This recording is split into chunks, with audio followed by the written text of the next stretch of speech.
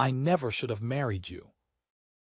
The words came out of Rafe, Duke of Nashelt, in a temper in the middle of his own drawing-room, hurled across the hearthrug at his wife of 4 months as though they were a glove he meant to throw down, and he regretted them, entirely and instantly, in the precise moment they left his mouth. But a man cannot recall a spoken thing, and so he stood there, jaw tight, glaring at the maddening woman he had wed, and waited grimly for the tears or the fury or the wounded silence that any of his acquaintance would have offered up in reply. He got none of them. Beatrice, Duchess of Nashelt, looked up from the letter she had been reading, quite unhurried, and regarded her husband with an expression of mild and courteous interest, as though he had remarked upon the weather. "Good news," she said. "You no longer have to." The fire cracked. Somewhere in the house a clock ticked, and the Duke of Nashelt, who had entered the room armored for a quarrel and braced for an apology he did not intend to give, found himself, for the first time in his adult life, entirely without a reply. "I beg your pardon," he managed. "You said you never should have married me." Beatrice folded the letter along its crease with 2 neat motions and set it in her lap. "I'm agreeing with you. It seems a great pity to me, too, if it makes you as unhappy as all that. So allow me to relieve you of the difficulty." She rose, smooth and composed, and crossed to the small writing desk by the window and took out a fresh sheet of paper and drew the Standish toward her. "You are the Duke of Nashelt. You have more lawyers than most men have coats. There are separations, I am given to understand, that may be arranged quietly enough that neither party need suffer more than the ordinary quantity of gossip. I have a small independence from my grandmother, not large, but sufficient. I shall want no more than my own. You may keep the houses, the horses, the tenants, and the entire glittering apparatus of your consequence, which appears to bring you very little joy and me even less. Shall I write to Mr. Halliday, or will you?" She dipped the pen and looked up at him, pleasantly waiting. Rafe stared at her.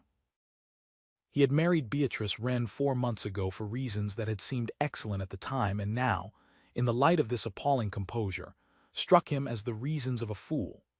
She had been the sensible choice, well-born but not grand, handsome but not celebrated, possessed of a sharp tongue that he had, in the fatal weeks of their brief courtship, mistaken for the kind of cleverness a man might spar with pleasantly across 30 years of breakfasts. He had been feared and courted his whole life. He had wanted, obscurely, someone who would not tremble at him. He had got precisely that, and he had spent 4 months discovering that a wife who will not tremble at you is also a wife who will not defer to you, will not flatter you, will not be managed, and will answer your worst temper with a serenity that makes your worst temper look exactly as childish as it is. They quarreled, God, how they quarreled! About the household, about the tenants, about a book, about nothing. She had opinions on everything and the wit to defend them, and Rafe, who had never in his life been contradicted twice by the same person, found himself contradicted daily, and worse, found himself frequently in the wrong, which she pointed out with a dry precision that left him no dignified ground to stand on. He told himself he detested it. He told himself he had married a shrew. He had stormed into the drawing-room this evening after the latest of these skirmishes, something about a steward he had wished to dismiss, and she had, infuriatingly correctly, determined to have, for once, the last word. "I never should have married you. Good news, you no longer have to." And now she was sitting at his own writing desk with a pen in her hand, offering, with every appearance of relief, to set him free. "Put down the pen," Rafe said. "You do not wish to write to Mr. Halliday yourself. Very well, I shall." "Put down the pen, Beatrice." She set it down. She folded her hands. She waited with that same maddening, unruffled patience, and Rafe realized, with a sensation like missing a stair in the dark, that he had absolutely no idea what he wished to say next, only that the one thing he could not bear, the one outcome he had not for a single instant contemplated in 4 months of glorious warfare, was the one she had just offered him with such obliging calm, that she should go. He turned away from her to the fire, because he could not think while she watched him with those clear, amused, unsurprised eyes. The trouble was that she had called his bluff, and he had not known until this moment that it was a bluff. He had believed, storming in, that he meant it, that the marriage was a mistake, that the peace of his old life was worth more than the daily aggravation of hers. He was a man of settled habits, 40 save 2, who had run his own affairs unquestioned for 15 years, and Beatrice had walked into his ordered world and put a question mark after every certainty he owned, and he had told himself, again and again, through gritted teeth, that he could not abide it. And now she offered to take the question marks away and restore his certainties, and give him back the silent, deferential, uncontradicted life he claimed to wanton Rafe found the prospect of it opening before him like a grave. He thought of the 4 months, not the quarrels or not only the quarrels, but the whole of it. He thought of the first morning after the wedding, when he had come down braced for a shy and simpering bride and found her already at the breakfast table reading his newspaper, who had looked up and said, "Your leader writer is an ass. He has the whole of the corn question backward," and had then proceeded to explain correctly why, and he had argued with her for an hour over the coffee and had been, he realized now, happier in that hour than in any breakfast of the preceding decade. He thought of the evenings when they did not quarrel, when she read by the fire and he pretended to attend to his correspondence, and in truth watched the firelight on her bent head and the small frown she made at a difficult passage. He thought of the way she laughed, rarely and never on command, but when he surprised it out of her it was a real thing, warm and sudden, and he had caught himself, more than once, saying absurd things for the sole purpose of provoking it. He thought of how much he had come to look forward to being contradicted. He had mistaken the whole of it. He had called it aggravation because aggravation was a thing he understood and knew how to be angry about, and he had not let himself see that underneath the aggravation was something he had no vocabulary for at all. That for the first time in his life, he was married to a person who treated him as an equal to be met rather than a power to be placated, and that he had come, without once admitting it, to need it the way a man comes to need air he has stopped noticing. She would not tremble at him. That was the thing he had wanted in his cold, clever way when he chose her. He had got it, and it turned out that a woman who would not tremble at him was also a woman who would meet his worst with a calm that showed him himself, and correct his errors without cruelty, and offer him, when he behaved like a spoiled boy throwing gloves across a hearthrug, precisely the freedom he had demanded, because she had too much pride to hold a man who did not wish to be held. And he did wish to be held. He discovered it now, staring into the fire with an intensity that frightened him. He had said the cruelest thing in his considerable arsenal, and she had not wept or raged. She had simply, quietly begun to let him go, and the letting go had reached into his chest and closed around something he had not known was there. Behind him, mild as milk, Beatrice said, "You are a very long time at that fire, Rafe. Shall I ring for more coal, or have you merely lost the thread of our separation?" He almost laughed. That was the maddening, magnificent thing about her, that even now, offering to leave, she could not resist the small, dry needle of a joke. He turned around. He had known, if he were honest, from the very evening he proposed. That, too, had been a quarrel. He had met Miss Beatrice Wren at a dull card party given by a duller neighbor, seated beside her by an unimaginative hostess who had no notion she was pairing the most feared man in the county with its sharpest tongue, and had expected to endure an hour of the usual thing, the careful flattery, the nervous laughter, the small trembling deference that followed him into every room like a smell. Instead, the young woman on his left had watched him decline to play out of boredom and had said without preamble, "You think it beneath you. Cards. I can see it in your face. You believe a game of chance is a foolish way for a clever man to pass an evening." "I do," Rafe had admitted, surprised into honesty. "Then you have not understood the game," Beatrice had said, "which is not chance at all or only chance at the edges. It is memory and arithmetic and the reading of faces, and the nerve to wager on what you have deduced. It is, in short, precisely the set of skills by which you run your estates, and I am told run them well only compressed into an hour, and dressed up prettily so that people who despise thinking can be tricked into doing it. You do not find cards beneath you. You find them beneath your dignity, which is a different and much sillier thing. Sit down and let me teach you to lose gracefully. It will be an education."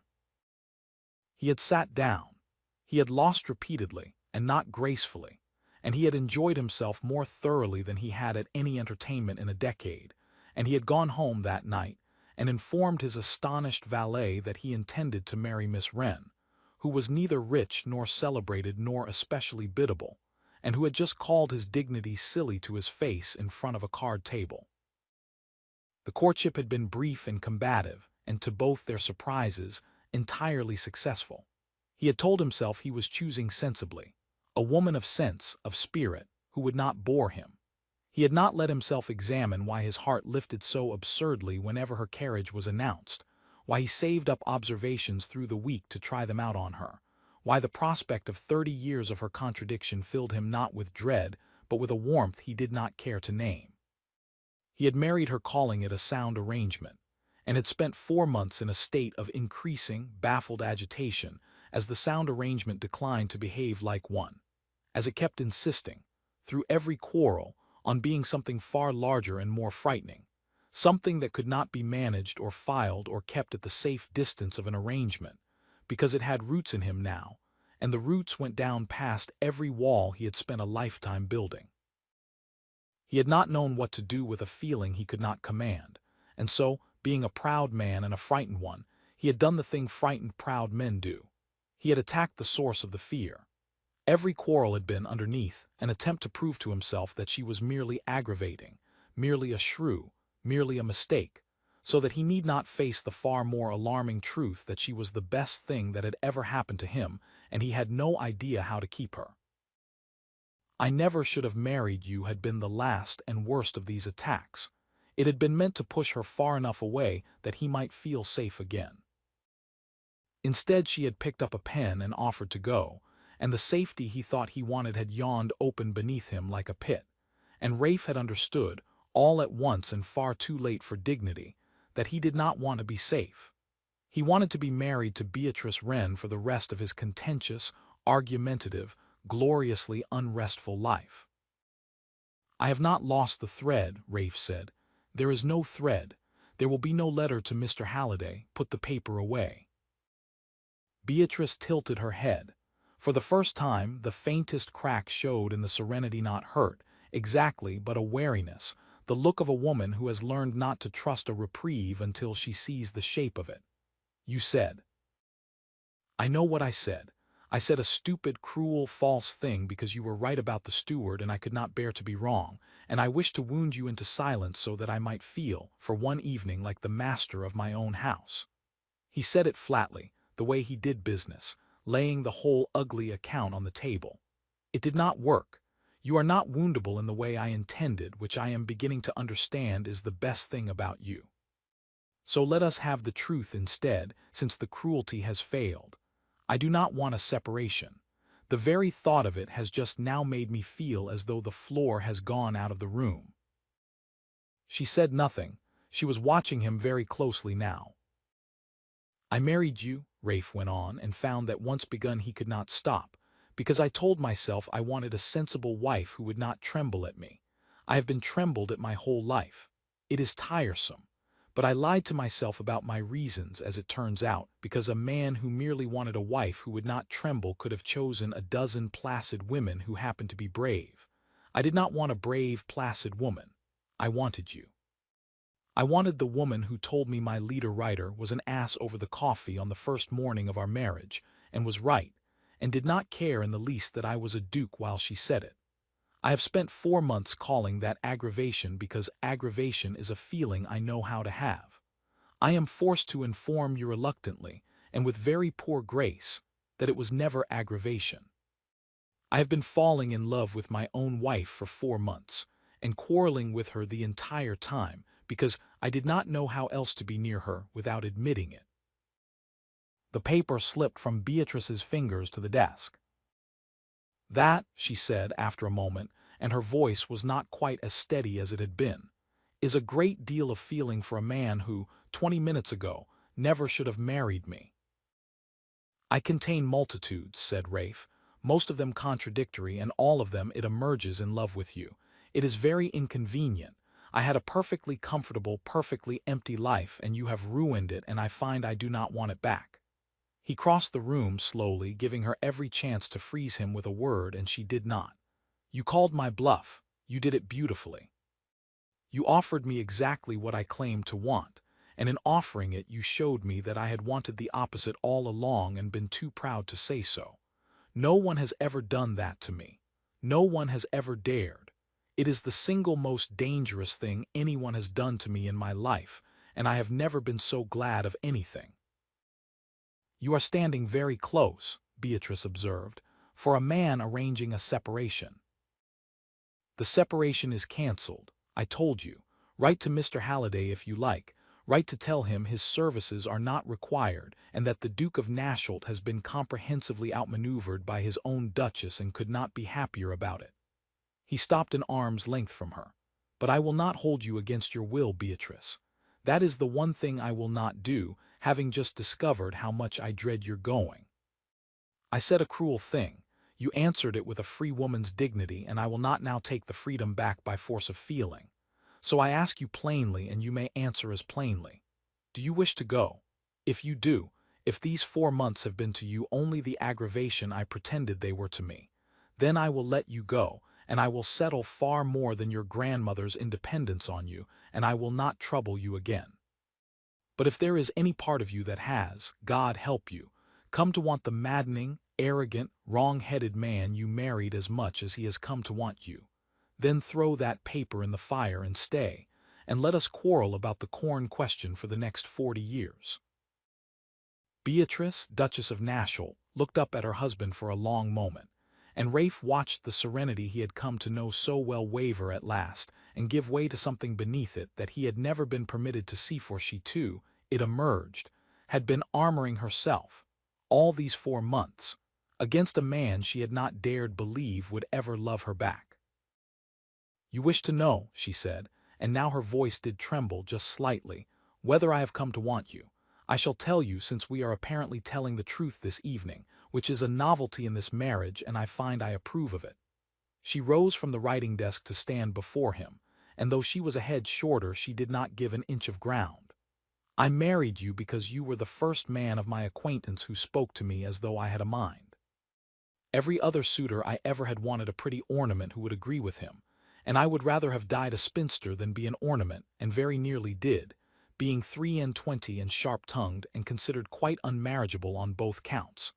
And then a duke of feared, brooding, impossible duke argued with me for an entire evening about a matter of politics, and lost, and enjoyed losing, and I thought, there, that one.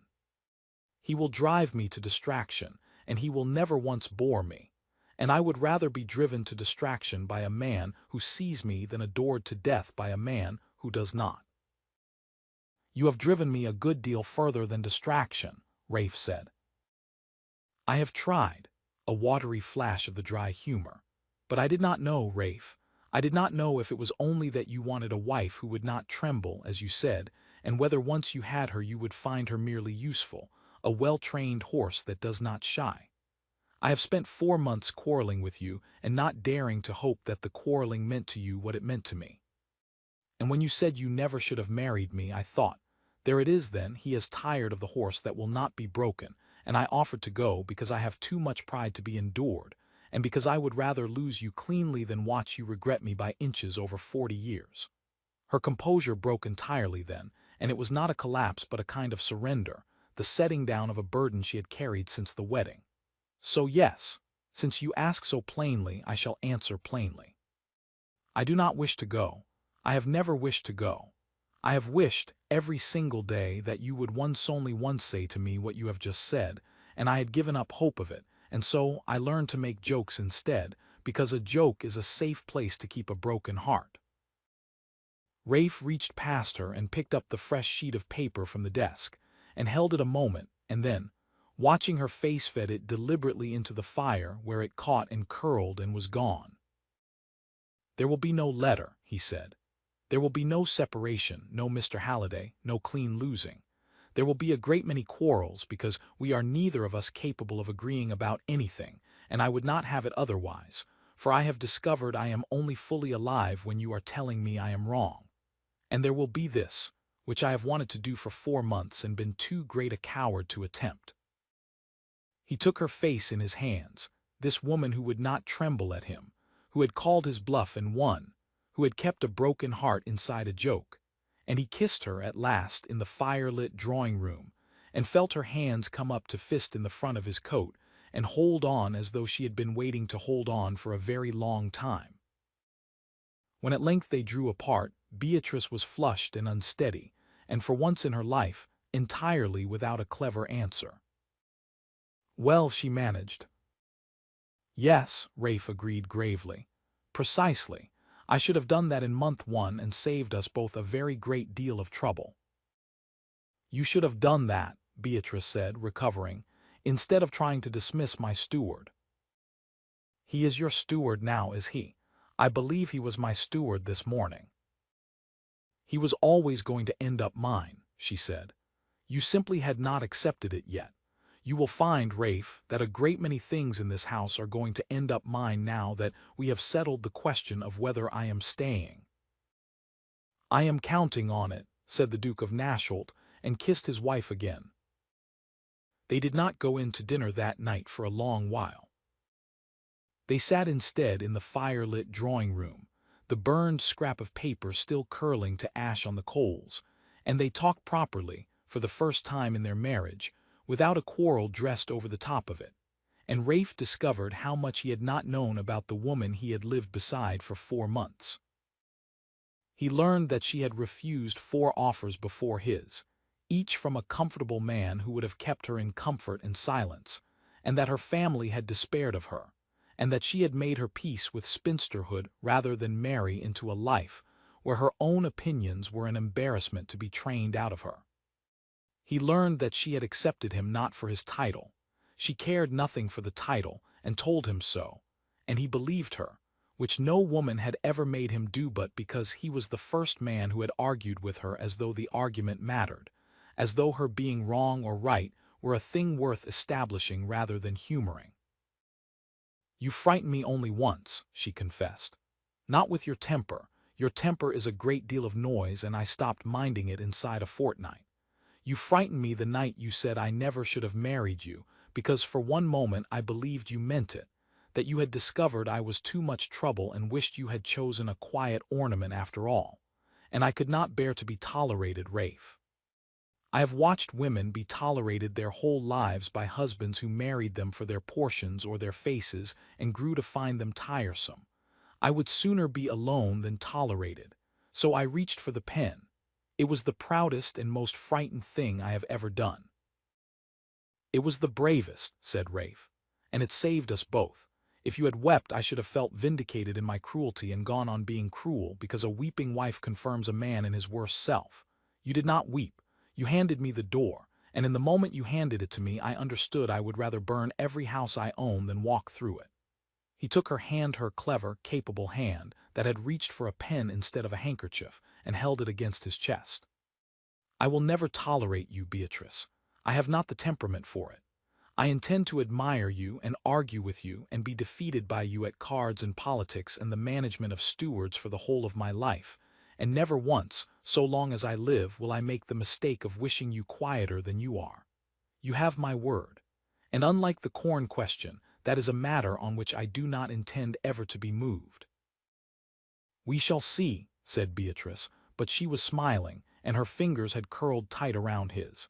And the joke this time was not a place to hide a broken heart, but simply the language they had made together, the language of 2 people who had found, against every expectation of their separate careful lives, that the truest kind of love is the kind that dares to tell you the truth and stays.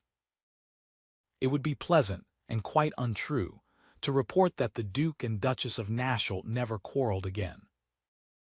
They quarreled about the steward the very next morning, and about the corn question the morning after that, and about 100 things in the weeks that followed, with an energy that scandalized their more placid neighbors and delighted them both beyond measure.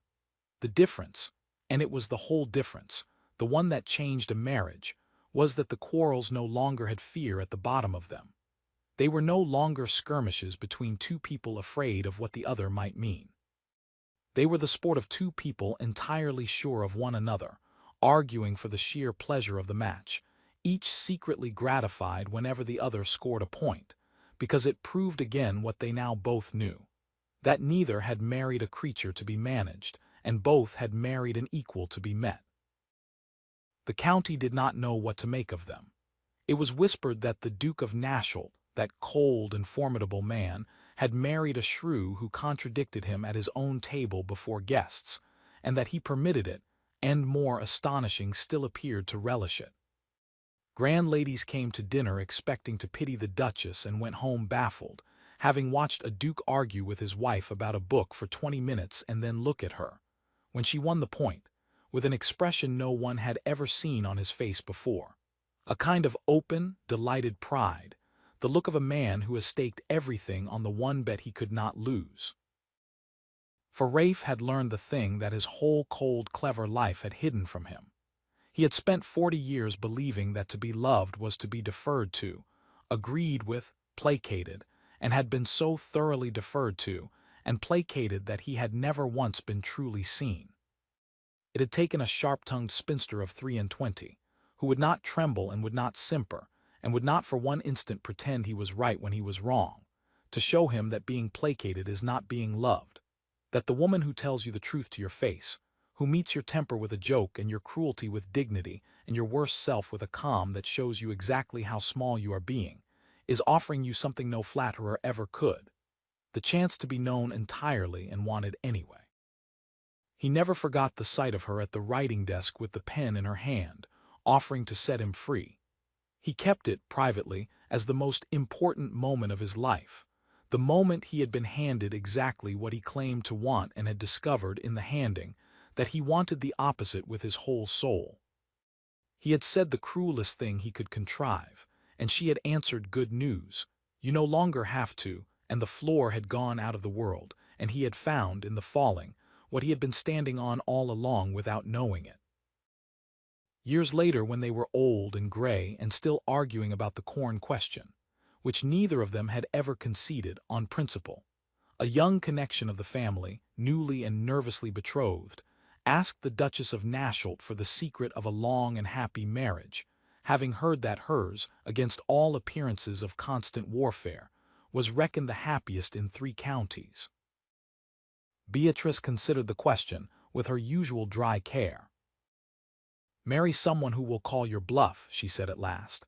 "Everyone will tell you to marry a person who agrees with you, who soothes you, who never makes you cross. It is bad advice. Agreement is very restful and very lonely. You may be soothed straight into a grave without ever once being met. No. Marry the person who will look you in the eye when you are being your very worst and decline to be frightened and offer you the door, and then when you cannot walk through it will throw the paper in the fire and stay to quarrel with you for the rest of your life. That is not the comfortable love. It is the true one." She glanced across the room at her husband, who was pretending to read and was, in fact, as he had been for 40 years, watching her. "I offered that man his freedom once on a sheet of good writing paper, and he burned it. I have never let him forget it, and I never shall. It is the finest thing he ever did." "I heard that," said Rafe from his chair. "I intended you to," said Beatrice.